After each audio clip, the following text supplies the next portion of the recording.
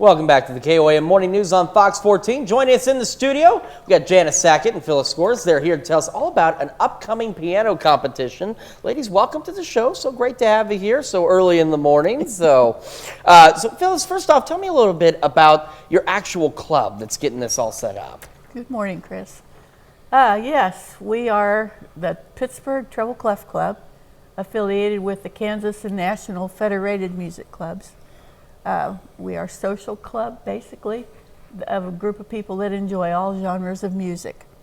So we have many goals, but one of them is to promote young musicians and music in the community. So this activity we feel like is one that does that very well.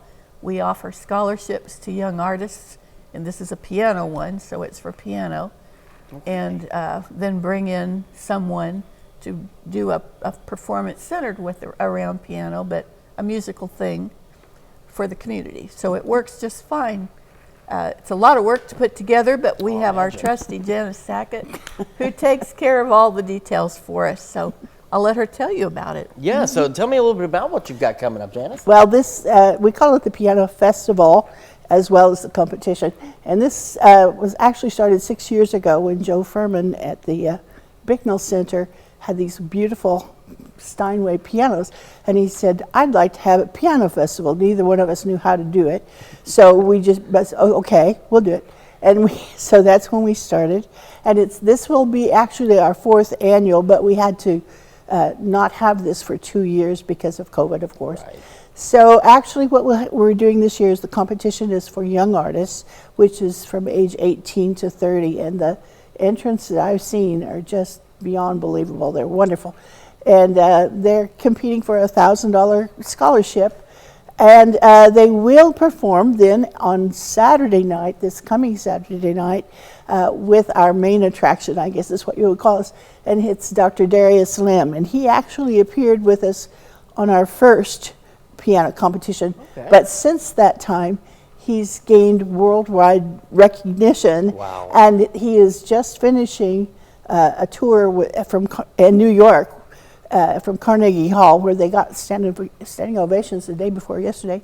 And he's going to do some of his original competitions, and he's going to work with our festival choir as well.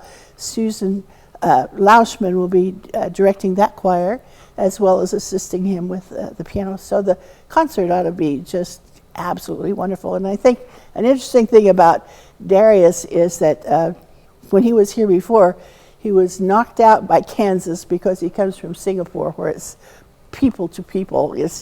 And he said he just couldn't believe the open spaces. So he said of all the venues, I think this is nice, of all the venues he's going to be at this particular tour of America, he's looking forward to Pittsburgh the most. So. Oh, I'll bet. I know just in my journeys, I've gone out into rural parts of Kansas and sometimes just stopped on the side of the road and just admired the beauty and the openness that there is, and something we take for granted that we don't necessarily realize isn't available everywhere.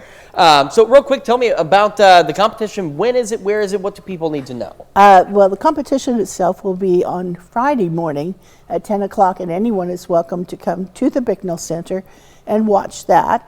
And then the actual concert is Saturday evening at 7 o'clock, where the winner will be performing with Darius, with the voices. And the wonderful thing is that's a free concert. So the price is right. Yeah, you can't go wrong with free. And we're part of the Festival of the Arts that's taking place all week long, which I'm pretty sure everyone's should be aware of by this time. Yeah, so, we've been talking about that the last couple of days. That's right. So, yeah. All right. Well, ladies, thank you so much for coming in this morning. And, of course, if for any reason you missed any of that, we've got all this information on our website at KOAMnewsnow.com. We'll be back with more of the morning news right after this.